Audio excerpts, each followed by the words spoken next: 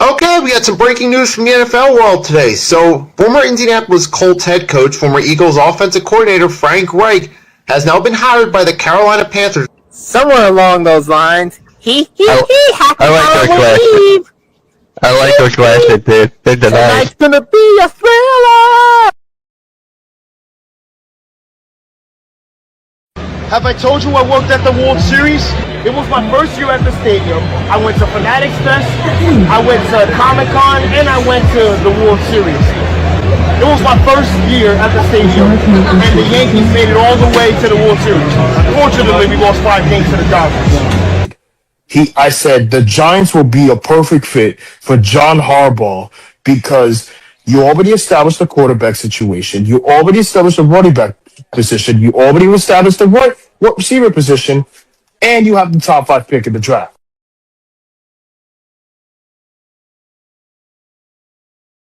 Todd Bowles, at best, is a mediocre coach. He did the same situation with the Jets back in 2015, ultimately maliciously ruining a power-hungry Baker Mayfield and potentially Mike Evans. But Indianapolis ultimately came back, got the go-ahead touchdown. Then, at the end of the game, when Brady got the ball less than a minute, Peyton had his head down the entire time because he knew Brady had enough time. But the interception happened. It's funny. All of a sudden, Peyton Manning hears the crowd roaring. He finally looks up and starts jumping up and down real.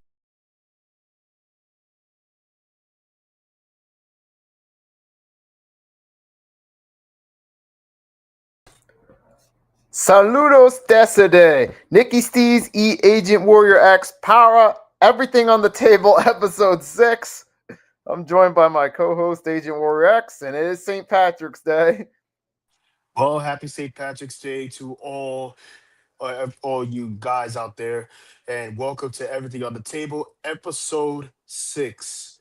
Today is Tuesday, March 17th, 2026. As of right now, I got both the Knicks and Pacers game, and I got the World Baseball Classic Championship. So, the first thing I want to cover up is the March Madness draw. I think, in my opinion, this March Madness was absolutely crazy. The drawing, the drawing having Michigan becoming the best team in the Big Ten, ultimately saying that Michigan State is the top 3 team in the East. I think they pretty much got that right. Yeah, it's going to be interesting, but time will ultimately tell if that's the case. And I had a little fun earlier today on 3-Point Blitz, episode 51, where I did a little bracket through the NCAA.com because you can create custom brackets. You sign up for free with with your Gmail, email, whatever the case may be, and you can make your own custom brackets. You can do like 3, 4, 5, 1, however many you want to. And I did 2 earlier today. So I had a little fun messing around with it. Both times I tried to do different upsets that could potentially happen, but Yep, to tell you the truth. So right now you got Venezuela versus United States for the World Baseball Classic Championship. Who you got winning that game?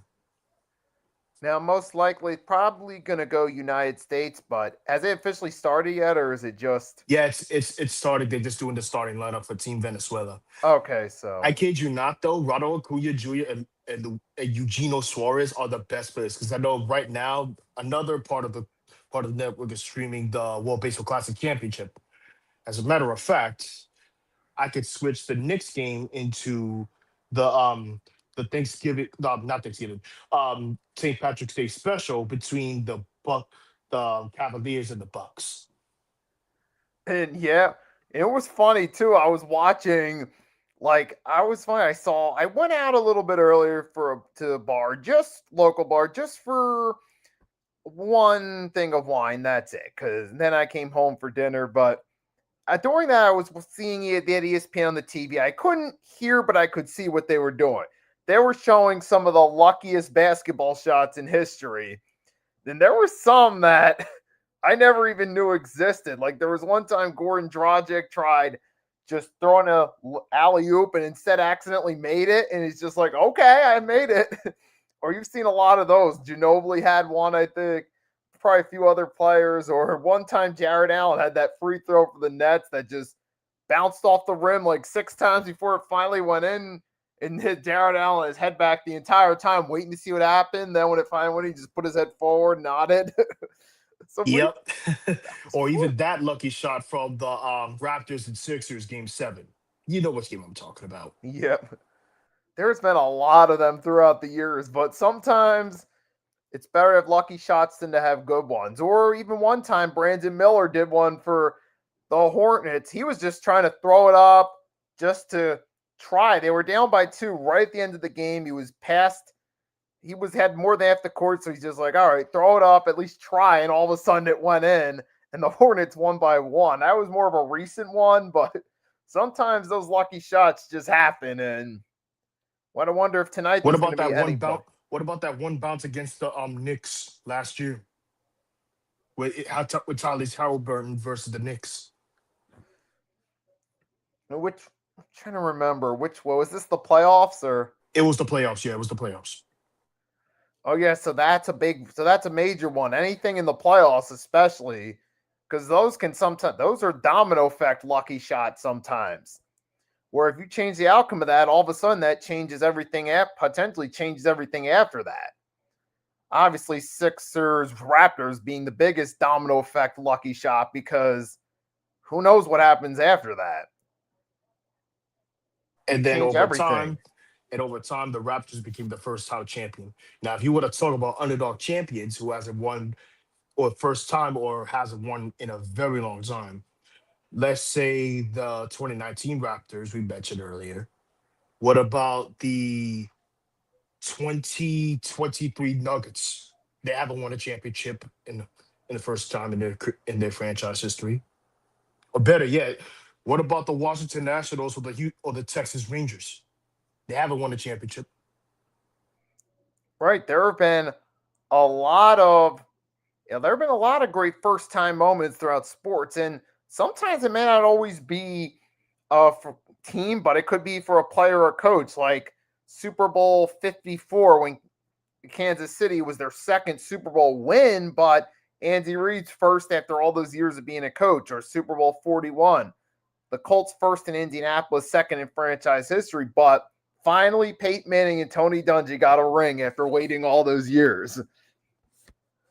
Yep, that's the Colts, I'm assuming. And this year celebrates 20 years of the 2006 Super Bowl with the Colts and Bears. That was a really good one. And there's been a funny trend going on the last couple of years. Eagles lost Super Bowl 39 to the Patriots, won Super Bowl 59. Seahawks lost Super Bowl 40, but won Super Bowl 60. Now, can the Chicago Bears follow that trend? I mean, the odds are higher now than it would have been a year ago, but that remains to be determined. No, I'm going to go with no, because you have some other teams that is up and coming. You have the Rams looking like a still great team. You have the Seahawks still looking like serious contenders after that massive run they had last year. The Eagles are slowly declining. I mentioned it earlier a couple months ago. And as for the Giants, we do not know that yet. But I will say this. Giants will be up and coming. They're not going to be Super Bowl contenders right away after that offseason they had. No. On paper, it looks great, but let's see how that plays out on the field. Because again, you may never know what happens in the next couple months come September. But I will say this. The Giants had a really good offseason so far. And speaking of that, they just signed another offensive tackle for the Giants. That's all I got to say. And then there's another receiver from the Falcons coming in too. Which you mean Darnell Mooney? Yep. You talking about Darnell Mooney? Yep. He's actually a really solid receiver. He's not like a 1,000-yard receiver type, but he could get the job done in some crucial moments. The only problem I have with him is that he needs to stay healthy. That's it. And it's certainly an interesting. Speaking of football, we got the big news: the Denver Broncos, Miami Dolphins swapped several picks, but the biggest story of it was that Jalen Waddle's now a Denver Bronco. I think, to be honest with you, the Broncos are going back. I'm not kidding. They're going back to the AFC Championship again. I have a gut feeling when Denver had that massive run before Bo Nix had had a crucial injury before the AFC Championship. Yeah, I think they're coming back healthy. If only Cortland Sutton could do his part, and of course, they still need a running back. They still need a defensive edge, and that's pretty much it. And you look at last year on both sides, on defensive side of the ball, there were times they were phenomenal. Nick Bonito, Alex Singleton and company, they had a really good season. The offense, well, the team success in the offense were sometimes on par, but let's say Bo Nix was sometimes hot and cold. Sometimes the Broncos would barely win and you would have your question marks, but there were also times Bo Nix played really well. Giving him another good option and while to throw the ball to can certainly help on the offensive side of the ball. So that's why the Broncos wanted to bring him in. Now for Miami, look, they're going to have to invest in their offense through the draft. Let me take the floor for you because I got something to say about the Dolphins. Come the 2026 offseason, Judgment Day arrived. Deafening silence. The team that we once knew has officially been vaporized without a trace. The greatest football team that we once knew is no more. 11 of 26 players have been casted off to the wind. Wait, I forgot to add Bradley Chubb. Make that 12 players trade. Cast free agency or trade it away. I completely understand Tyreek Hill's situation with the Dolphins, but I think in my perspective, they should have never traded for Tyreek Hill because some point in time he's gonna have some crucial injuries. At some crucial moments, he can't stay healthy. That's the thing with with receivers like this. Sometimes when they come back healthy at the right time, they always find a way to have their body breaking down. Worst case scenario, I could say that other teams like Bradley Chubb going to Buffalo. I don't know if Buffalo needs another edge rusher because to tell you the truth, don't they already have Joey Bosa? Oh wait, he's a free agent. My bad. He's a free agent, and they sought. And I think, to be honest with you, this offseason for the Miami Dolphins has been nothing but brutal. They cut Tua. The only player that's left is Devon Achane. Darren Waller isn't going to help out, and that's pretty much it. You are better than the Bills, all right. It started with promise. It ends with death. The Bills will piss on your graves like they always do.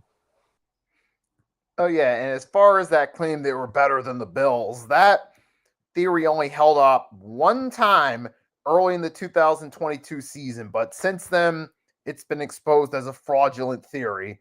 And now the Miami Dolphins they're in full-blown rebuild, but they're not actively making moves to bring in guys to build the team up. Like you look at the Raiders and the Giants, they're at least actively trying to build a team. We'll see if it actually pans out or not in the future, but they're at least making an effort to build a team. The Miami Dolphins are dismantling the team, but not getting the right pieces to rebuild. Unless you somehow have a lucky draft, maybe a year or two you could be solid, but as of right now, there's nothing indicating that it's going in an upward direction. Speaking of sports, when it comes to like commentators, we never talk about best commentators of all time. If I had to choose my Mount Rushmore of commentators, I'm gonna give you my four Mount Rushmore. My first Mount Rushmore is none other than Michael Kay for the New York Yankees broadcasting booth. It's because the fact that he only did some radio shows ever since he was a kid. Michael Kay wanted to be a broadcaster or a commentator. And since then, he has been nothing but amazing. And at the same time, a local boy wanted to do some commentating. The second the second commentator I want to mention is none other than Joe Buck. Yes, he may have some boring moments, especially with that call with with the Patriots and Giants saying pressures on the edge, Eli Manning. stays on his feet, edges up down the field. It is caught by Tyree because that helmet catch was by far the best call he ever did. It sounded like it was boring, but at the same time, it was amazing. But Troy Aikman, on the other hand, was also another one too, which I'm going to put that as an honorable mention. My third, Mount Rushmore of sports commentators, it's close.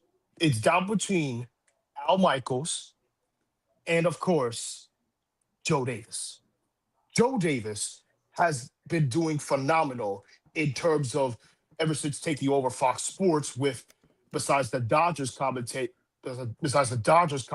booth, he has been doing very well in terms of the NFL and MLB as well. And the final one is none other than Mike Green.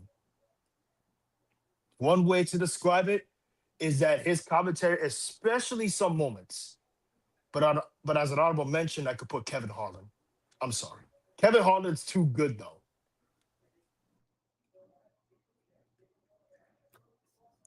For me, I'm gonna go a little bit outside the box, go old school. In Howard Cosell, a guy who was a multi-sport announcer, most famously in the early years of Monday Night Football, most famously during the peak years when boxing was still a huge draw with Muhammad Ali's of the world. He was the voice that a lot of modern announcers, sports announcers, emulate off of to some degree. And he was in one of the initial poster childs for a lot of people in today's era. And then another one, you got Kevin Harlan, who both football and basketball, high energy announcer. We know his infamous "I'm calling both games" moment where he called two games at one time. I'm calling both games. Yep, that was an amazing moment right there. Of course, I'm going to also go basketball-wise. Here's a legendary name, Marv Albert, who spent years in the broadcast booth and is a voice pretty much everybody knows. Everyone who's lived through either the Bird Johnson era, the Jordan era, the Kobe, LeBron eras, or the Nets era. The Nets era was also part of that too. Right. They all know who Marv Albert is. Anyone who's ever picked up an NBA video games heard that voice there, has heard it on the TV. It's one of the most iconic names in his sport, so I got to give him nods there. Of course, if you're looking for other memorable names, Gus Farad. Not Gus Iron Farad, Eagle. Gus Johnson, I mean. Iron Eagle's another one. Yep, he's done a multi-sport announcer with incredible high energy, who's had some amazing calls throughout his entire career. Yep. Where he did the Nets broadcasting booth, he did football, he did basketball, he even did March Madness. Yep, he's an absolute, he's phenomenal. In all sports, he brings that high energy too. And apparently, he's also done some underground MMA and some lower scale boxing too, which if you ever look up Gus Johnson best calls, they'll sometimes appear in the complication along with his football and basketball as well. The reason why I put Al Davis or Joe. No, sorry, not Al Davis. I meant Al Michaels or Joe Davis is because it was close between the modern viewership and the old school viewership. Yes, Al Michaels was one of the greatest commentators in football, mostly because he does most of the time with Chris. I forgot his last name though, but Chris Collinsworth. Thank you, Chris Collinsworth. He is by far the Patrick Mahomes Glazer. Every sentence he makes it during his commentating booth, he said, "Oh, this guy's better with Patrick Mahomes," or he even said Jackson Dart is compared to Mahomes. I don't think so. If you give him more time for development, you'll understand why. And of course, another name iconic that is one of the poster boys for sports broadcasting, John Madden. God bless the Raiders coach. Yeah, you're talking.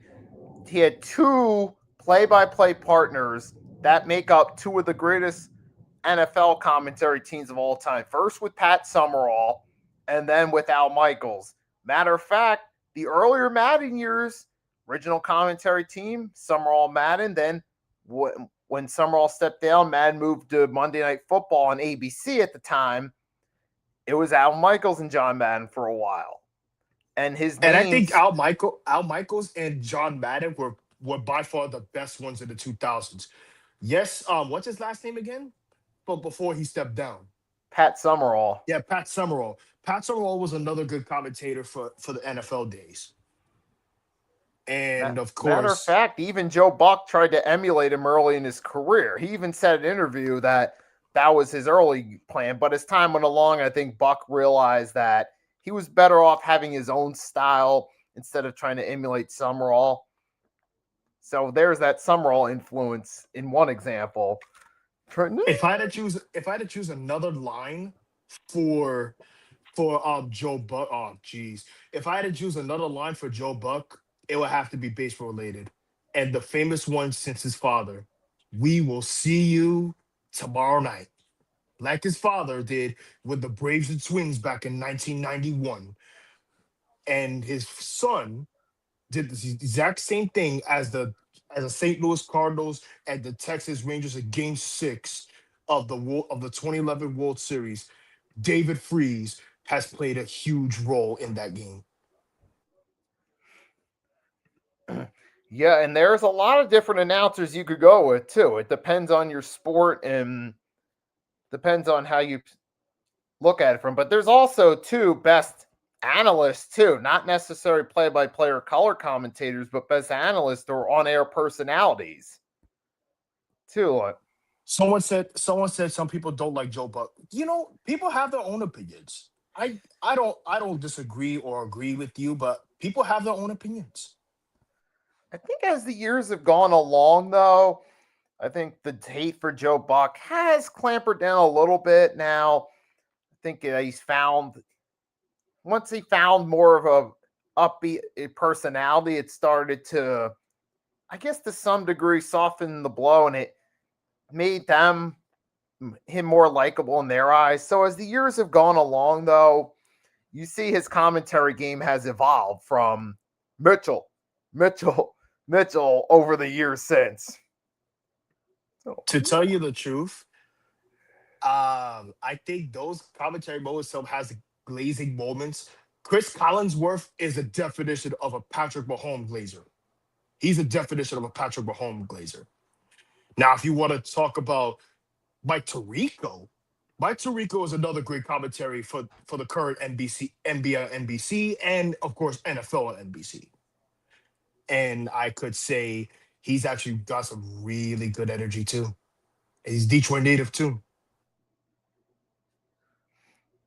Right now, if you want to talk about some of the best and most engaging analyst personalities, obviously Stephen A. Smith on ESPN is the most famous, but don't forget who paved the way. Stuart Scott, the late Stuart Scott, was the original larger-than-life ESPN-type personality. You know what? At some point in time, Stephen A. Smith at this point is becoming one of the most memest analysts and co-hosts of First Take. Because to tell you the truth, at one point I did saw Stephen A. Smith a few times at Fanatics Fest. If you guys wonder what Fanatics Fest is, it's a sports conventional event at the Javits Center. And I was there for 2 years now. I met some sports athletes and I met some analysts like Mad Dog Russo. I met him. I met some of the content creators as well. And of course, I got to meet some athletes. For example, I met Cam Scatterboo last year. I met Jackson Dart last year before his rookie year. And of course, I met Luke Weaver and Damian Priest. Can you imagine if you work this hard and try to go to one thing that you love the most? Hey, Nikki, I got a question to ask. Would you like to go to Fanatics Fest one day? if the opportunity ever arises, I would think about it, but that's something I have to look at Heck, personally. even Eagles, even one of the Eagles content creators was there as well.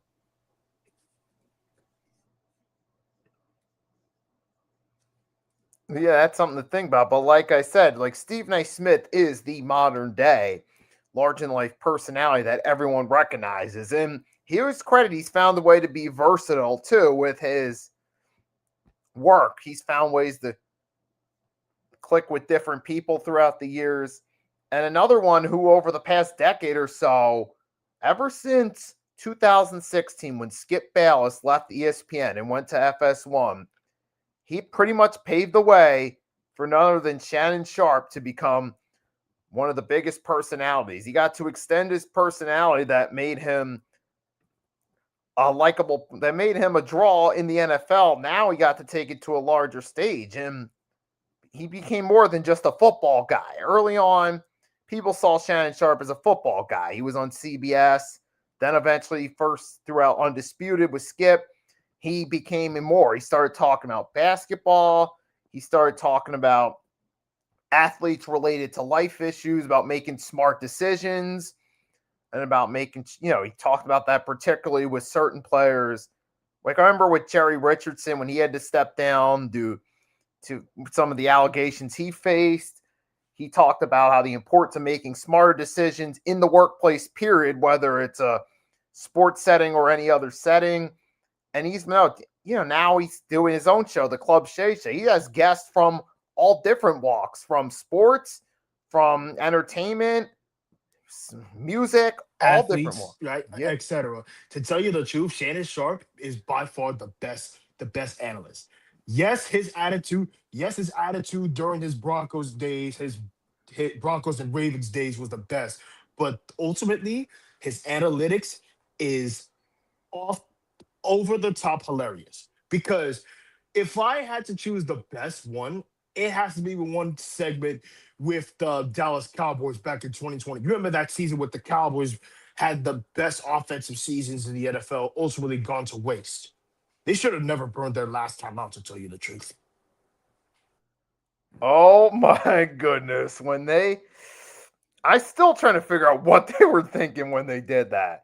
That was just the most embarrassing way to flame out in the playoffs in terms of stupid decision making beside the Russell Wilson interception in the Super Bowl. That obviously is the stupidest because of the circumstances behind it. But any non-championship playoff game, that was the dumbest decision considering the circumstances where the game was still in reach at the time, mind you. And they ultimately lost it in the And I worst think I way know his possible. favorite line of all time. I think I know his the best line ever since before he left Undisputed. Skip. Every time he talks, I said, Skip. I kid you not, he sounds hilarious when he says that. I would say this, though. As far as Skip Bayless is arguably the best co-host of all time. But I say co-host because he always needed that number one guy in order to really have a hit show.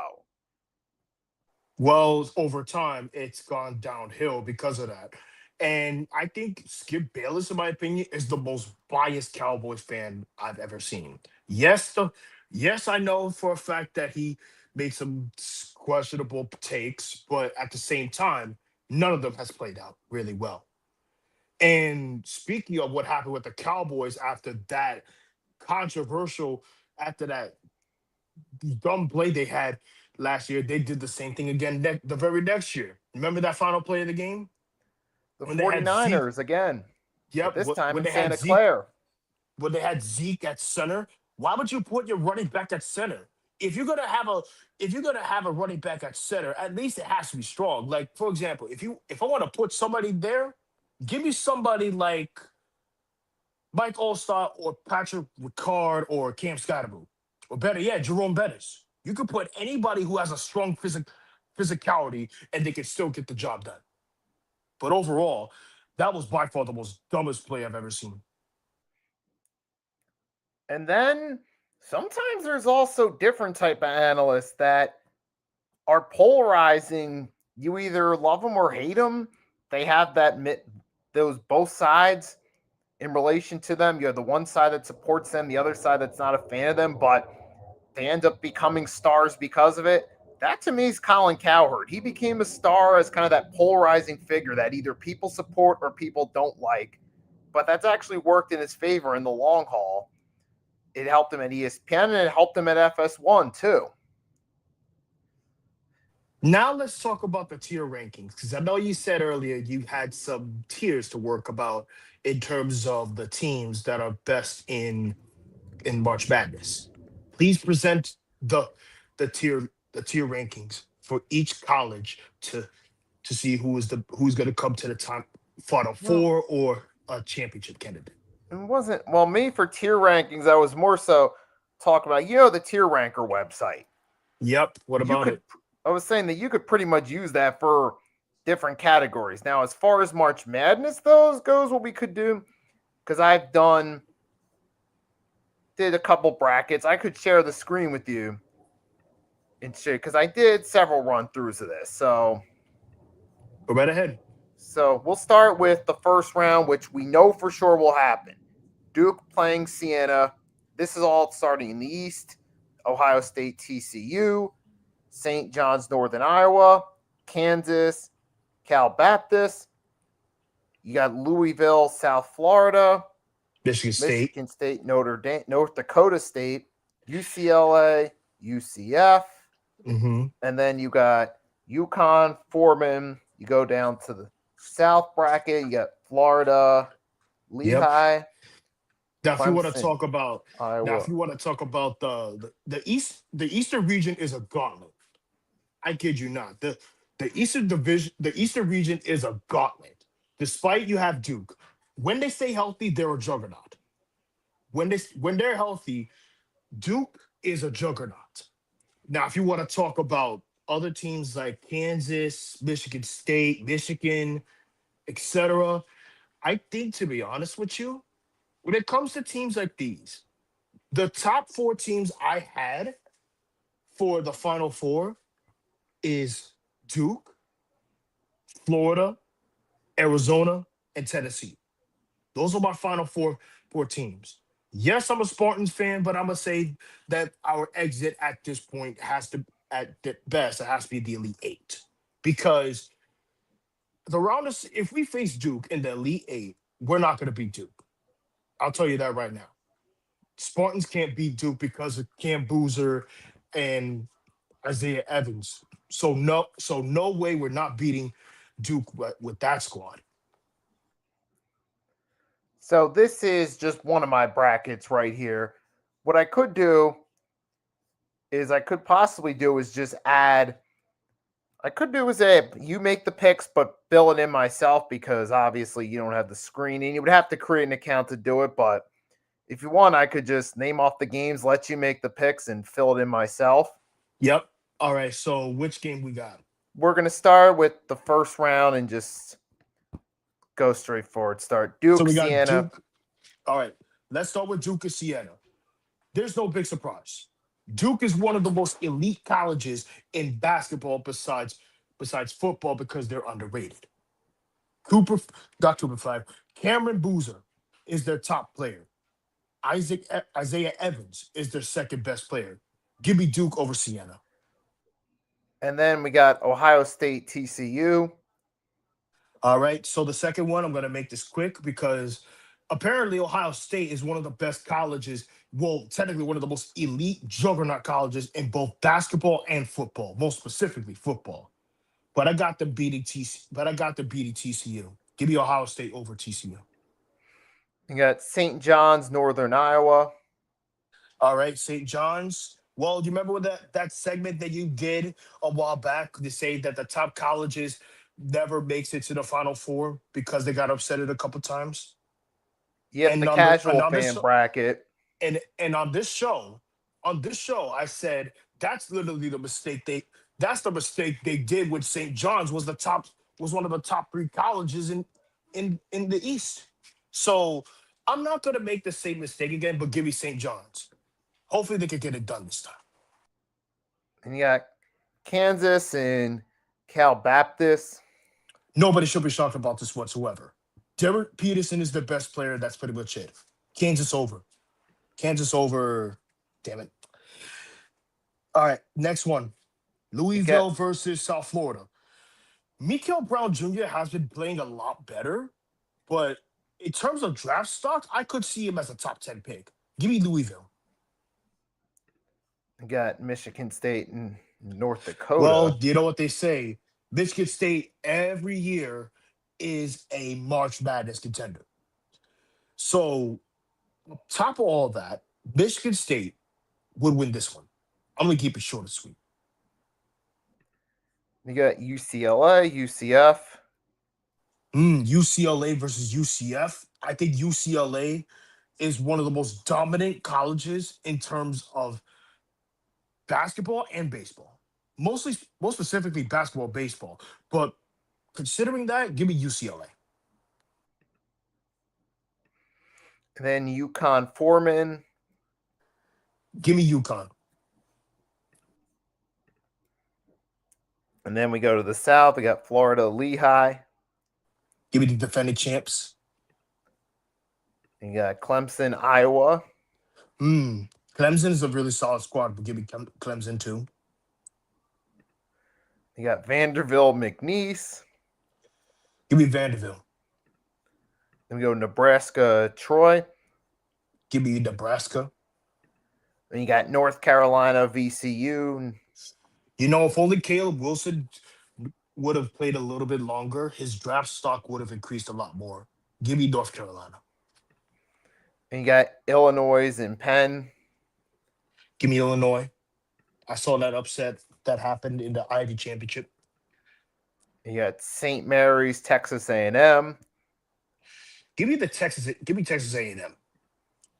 And the last one for this side of it, Houston, Idaho. Houston. They went back to the finals last year. Kingston Fleming is also great too. All right, this is the opposite side, so we'll just go up then. Iowa State, Tennessee State. Iowa State. Santa Clara, Kentucky. Kentucky. They're elite in basketball. Yep, Virginia, Wright Street, however that's pronounced. Virginia. And they got Tennessee versus Miami of Ohio. Give me Tennessee. Then we go up Alabama, Hofstra. Bama is sometimes elite, but give me that too. You got Texas Tech, Akron. Texas Tech. Then you got Georgia, St. Louis. Give me Georgia. And the top seed in the Midwest, Michigan against UMBC. Give me Michigan.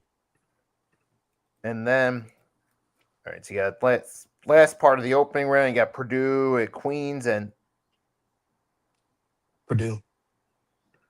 You got the Hurricanes and the Missouri Tigers. Give me the Hurricanes. And you got Gonzaga, Kennesaw State. Give me Gonzaga. Gonzaga is sometimes elite too. You got BYU. This is something I want to NC say State. about BYU. If BYU becomes serious contenders, AJ Benson might be the player of the tournament. But he's one of the top 3 players of this year's draft class. So give me BYU. And then you got Arkansas, Hawaii. You know, a lot of people's been talking about Darius Scuff. Darius Scuff is looking like an elite player. For the first time since 2003, this draft class is elite. Give me Arkansas. And you got Wisconsin going against High Point. Give me Wisconsin. Give me Wisconsin. All right, then you got Utah State, Villanova. Villanova. And now we're starting to move up. The last one for the opening round. Yep. Now we're moving on to the second round where things get a little more interesting. We'll stick with this side. Arizona, Villanova. So between Arizona, I think Arizona looks very good, but I'll see them moving on. No big surprise. Arizona over Villanova. And then we got Wisconsin versus Arkansas. Arkansas. Darius Scuff is still too good. Yep, it'll be interesting though with Coach Calipari, because we know sometimes those big games Mm-hmm. from his Kentucky days, they underachieve.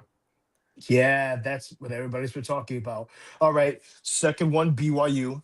I mentioned earlier, AJ Depensa is great, but if he continues to play better, he could be a candidate for player of the tournament. And then we got the Hurricanes versus Purdue. That's good. That's gonna be a good one. But I think Miami should advance as an upset. He's got the Hurricanes beating Purdue. Then we go Michigan and Georgia. Michigan. Yaxel is actually really solid. Yeah, Bama. Texas. Go ahead. Yep. Bama over Texas Tech. And then we have Tennessee. Give me Tennessee. Nate Abbott is actually pretty solid. And you got Kentucky over Iowa State. Kentucky. Or do you have that? Okay. I think I pronounced. And now to the other side, second round, got Texas A&M and Houston. Houston. Kingston Fleming can go off. Then you got North Carolina, Illinois. Tar Heels, obviously. If Caleb Wilson could stay healthy. You got Vanderbilt, Nebraska. Nebraska. You have Florida, Clemson. Defending champs. And then we got UCLA, UConn. UConn. I'm sorry, but Bruins is not sometimes good enough. And you got Louisville, Michigan State. Michigan State. Go Spartans. Next one. St. John's versus Kansas. Derek Peterson should beat St. John's. No, I didn't say St. John. No, I said Kansas. I said Kansas should beat St. John. And then we have Ohio. Duke. All right. Duke. So now we're moving on to the Elite Eight. So start that off on this side. Duke versus Kansas. Duke. Cameron Boozer should go off, and as long as the Blue Devils stay healthy, they will have a shot to be an elite college team. And then I would set then Michigan State and UConn. You know, between UConn and Michigan State, they always find a way to disappoint at the end. But give me UConn. Because Michigan State, most exit has to be the Elite Eight. The worst case scenario has to be the first or second round. Then move down. We Next got one, Florida and Nebraska. Is the rematch. And next up, give me the defending champs, obviously. Florida's still too good. North Carolina should be good. Actually, no, Texas. Give me Houston. I want to see a rematch. Tennessee. Give me Tennessee as an upset. Give me Bama as an upset. I know Yaxel's a really great player, but not by a long shot. And I'm going to say for the final two, BYU, and the final one, Arizona. And now we're getting to the closer. Final Four. To the Final Four. Duke, UConn, Arizona, BYU. If I had to choose one, let me double check. Oh wait, I think we're at the Elite Eight actually. Oh yeah. Give me Tennessee. Give me Tennessee. All right, so Tennessee over Bama. Is that it? Might as well go Florida, Houston while it's still on the screen. Yep, prediction. It's a rematch, so give me Florida. Florida can go back. All right, we're getting closer. We got, as you can see, we got a half of the Final Four set. Yep. And then give me Duke. As long as Duke stays healthy, they're good. And this is going to be a close one because AJ DeBenta could be a really great player in the tournament, but I think Arizona Wildcats are too strong. So give me Arizona. And now we're at the final four of Agents bracket. All right, so we're down to 4 teams: Duke, Florida, the defending champs, Tennessee, Arizona. Between the two number one teams in each region, let's start with Florida first. Florida was by far the greatest college basketball team. Football, they are a graveyard. They're a graveyard in terms of quarterbacks and other positions. As for Arizona and Tennessee, Tennessee had a great run, but Arizona's too strong. So my final two will be Arizona and Duke. Arizona and Duke. Yep, Arizona and Duke. Let's make So it will not be, so the defending champions will be dethroned. So now we're on to the championship. Duke versus Arizona. The winner of this year's 2026 March Madness is the Duke Blue Devils.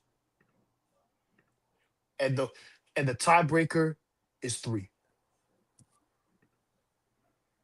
Okay, so we'll just put in something like 77, 74. Yep. They win by 3. Because I have a feeling, because again, Arizona is a really good college team in terms of this year. So we do not want to underestimate our opponents.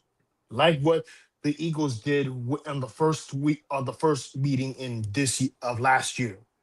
They pretty much underestimated the entirety of the Giants. And look how that happened. They lost. But you know who else lost? The Phillies. The Phillies against the Dodgers. That game was actually crazy.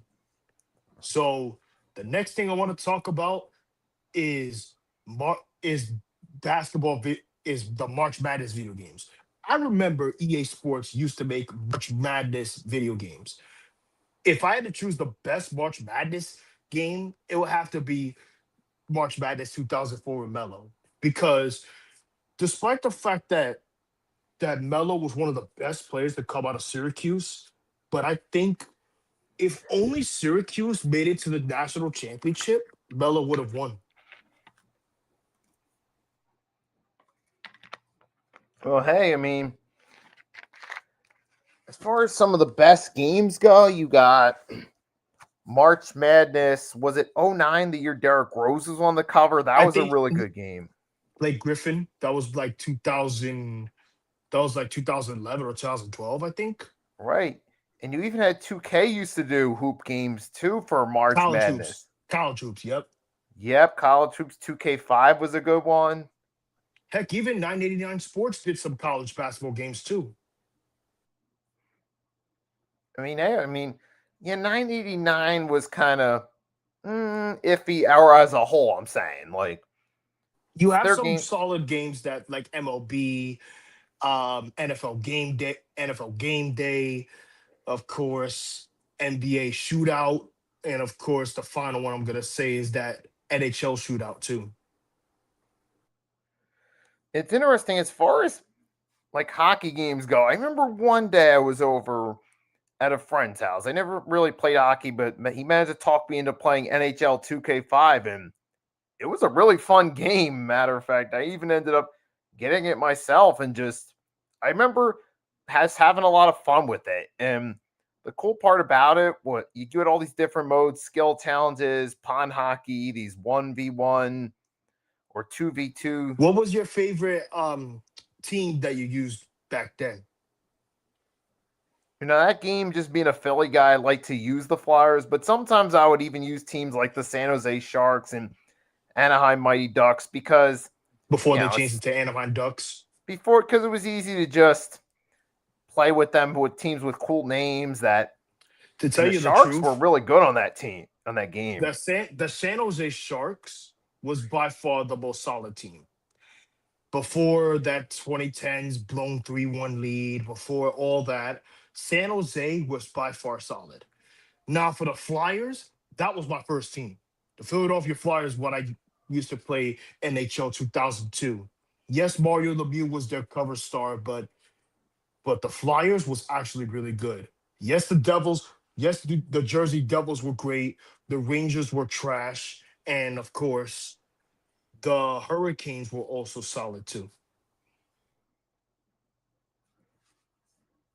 But then, as far as like college games as a whole, my favorite was NCAA '06, the Wait, you football talking about? game. Oh, I thought because I was gonna say there's two NCAA games.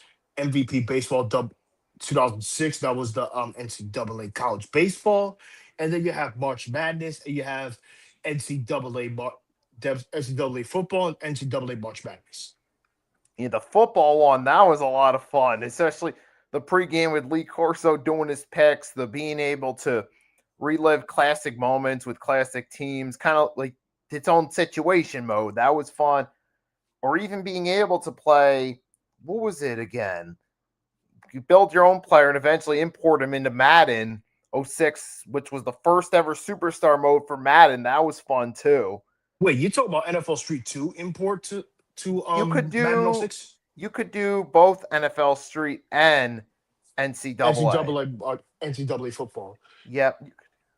What about March Madness? What about NCAA March Madness? Have you ever tried playing one of those games? For me, the last one I really touched up on was the '09 one. That was a fun game.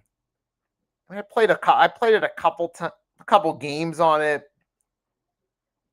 I mean, I didn't really play a whole lot of the March Madness games, so I don't have a long list to go off of. So it's really just kind of a default thing. Agreed.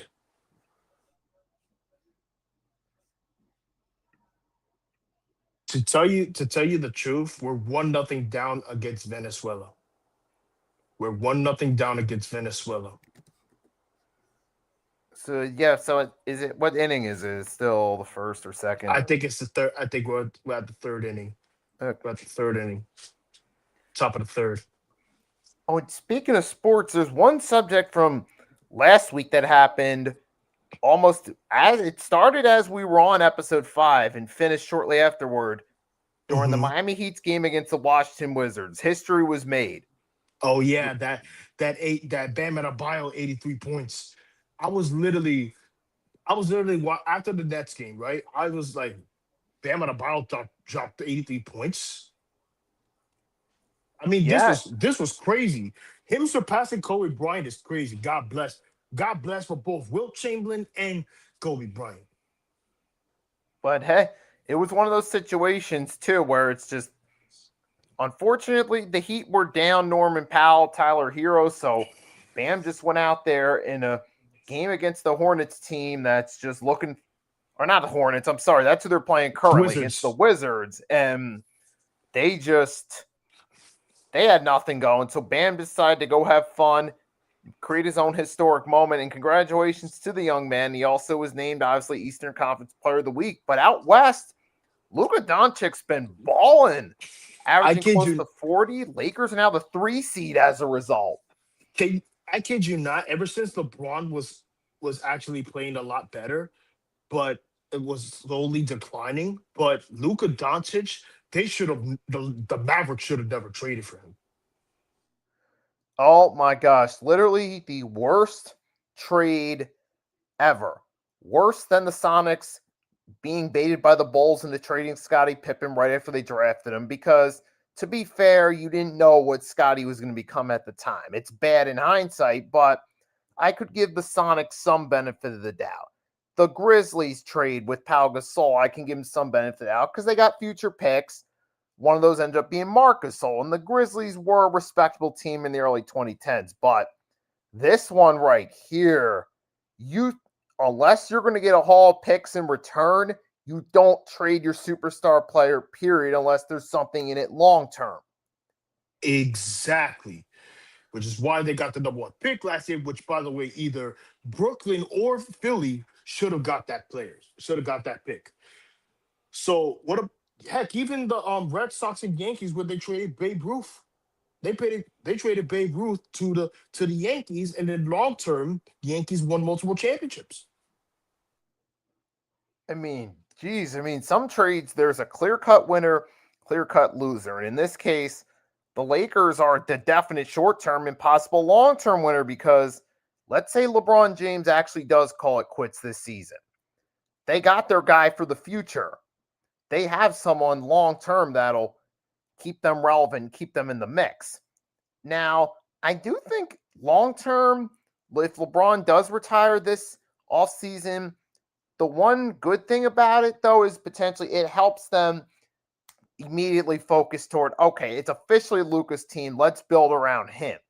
Because in the short term, LeBron will get you with some ticket sales along with Luka. But in the long term, once you just, there's still kind of that dynamic of you're still kind of trying to please LeBron, but you're trying to build for the future. Once LeBron steps down, it's like you no longer have that conflictive direction. You know, it's the Luka direction, build around him. And that can sometimes be the long-term effect of having two stars on differing ends of the spectrum that you're trying to make happy. Worst case scenario for the Mavericks, this hurt them long term, especially after rigging the NBA draft. Anthony Davis was supposed to come back healthy, and then he got hurt again. He got traded to the Wizards. Kyrie Irving was supposed to come back healthy this year, and then he got hurt again. The only player that's carried no, the only player that's carrying the team is none of the Cooper Flag. As for Brooklyn, the one that stings my team the most is that trade with Houston. With that tanking rule next year, that's going to hurt us. That hurt us back 2023, and it hurted us again in 20, or potentially hurt us again in 2027. So, and yeah, that trade with the Celtics when they had Paul Pierce and KG, that hurt us long term too. Yep, and as far as you guys go, I can't believe how easily my team beat you guys on Saturday. I know the final score looks more competitive, but for majority of the game, it was not at all. It was almost looked like if you had a casual fan that was kind of peeking on the weekends, they wouldn't even know that Maxey was out based on the scoreboard. That's how Worst case embarrassing it scenario was at that one VJ point. Edgecombe was also hurt too. And yes, Embiid I know was hurt, but I was like, oh great, we're gonna destroy our tank again, like we did last year. But ultimately we didn't. We made it come back at the end of the fourth quarter, but ultimately fell short because the fact that the some players in development like Ben Sarath, Diego Durham was out for the year, I know. Nolan Traore needs to produce a little bit more, and top it all off, they need to start a lot more players. And I'm talking about younger players. Yes, Michael Porter Jr. Yes, Michael Porter Jr. was questionable that game, but Nick Claxton was resting, but Noah Clowney is potentially out for tomorrow's game against the Thunder. I mean, that's insane. And here's another interesting discussion because in the East, the Atlanta Hawks with Jalen Johnson have started to heat up alongside, well, no pun intended, the Miami Heat, and they're winning games at the right time. Now the question I ask is, should Jalen Johnson be in consideration for all NBA this year? Maybe. If he continues to play like that, yes. Like I'd say if the Hawks finish the season strong, based off the entirety of the season, at that point, yes, he will have certainly earned an all NBA based on a strong finish to the season. But as long as he can stay healthy and the Hawks keep winning games down the stretch, building momentum for the playoffs, possibly being the 6th or the 5th seed, we'll have to see. But speaking of that, the Orlando Magic at the 5th seed are kind of a sleeper 5 seed. They're a team that could actually be an upset on an upset alert team for someone in the opening round. And with the Raptors, I could see the Raptors moving down to the 8th seed with how the Miami Heat and Atlanta Hawks are playing recently. Which is why I'm going to say that I agree with you. Raptors over time became good with Scotty Barnes. But I think in my perspective, if only the Heat, the Hawks never traded never traded that pick, if only the Pelicans never traded that pick to the Hawks, they would have never been in that situation. But the Pelicans are now they're sabotaging a tank. Now they want to win. Now you want to win more games. Now you want to destroy a tank. Well, guess what? Milwaukee isn't going to save them either. Because what if they're in the play-in tournament and just say they want to win it all? And yes, Giannis, I know was hurt. And yeah, the Milwaukee Bucks, man, I just think I'm just going to call it right now. This is going to be Doc Rivers' final season as an NBA coach. I still think he'll want to coach, but I think some teams are going to finally look around and say, you know what? You had a nice run in the 2000s. Congratulations on that championship with Boston, but your style is dated. And really, in recent years, we've seen the cracks fold in Doc Rivers' style of coaching. Even with the Sixers, he had Embiid and Harden pretty much, and the young Maxey getting better to help him to hide his deficiencies during the regular season. But then when he went to Milwaukee with Giannis and not really much of a team, it started to get exposed more. And to top it all off, the Bucks got Cam Thomas. Wow, I can't believe Cam Thomas really played that bad.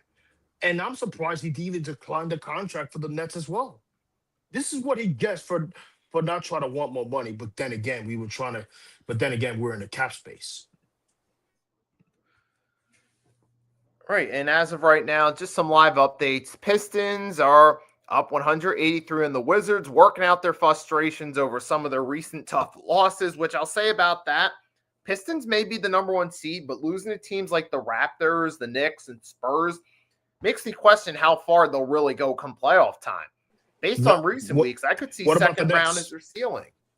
What about the Nets? You didn't mention that.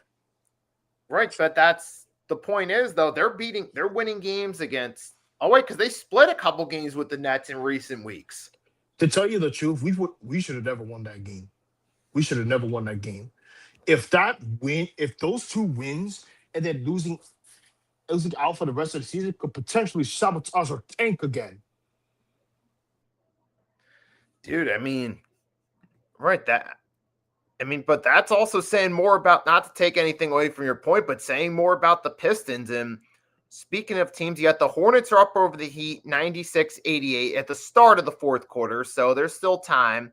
Thunder are up, getting late toward about 6 minutes left in the fourth, 94-90 over the Magic, and what looks like a good game as expected. You got Suns are up 2 over the T-Wolves late in the second quarter, 61-59, which the T-Wolves, now we're going to see how good that team really is over the next couple of weeks because Ant-Man's going to be out for a few weeks. Yeah. All right, ladies and gentlemen, thank you all for watching episode 6. I'm your co-host, Agent Warrior X. Until next time, have a great night, everybody, and see you all in episode 7. And by the way, hope you guys had a fun St. Patrick's Day, hence the green for this one. So for Nikki Stees, Agent Warrior X, adios, and we'll see you next time. Peace.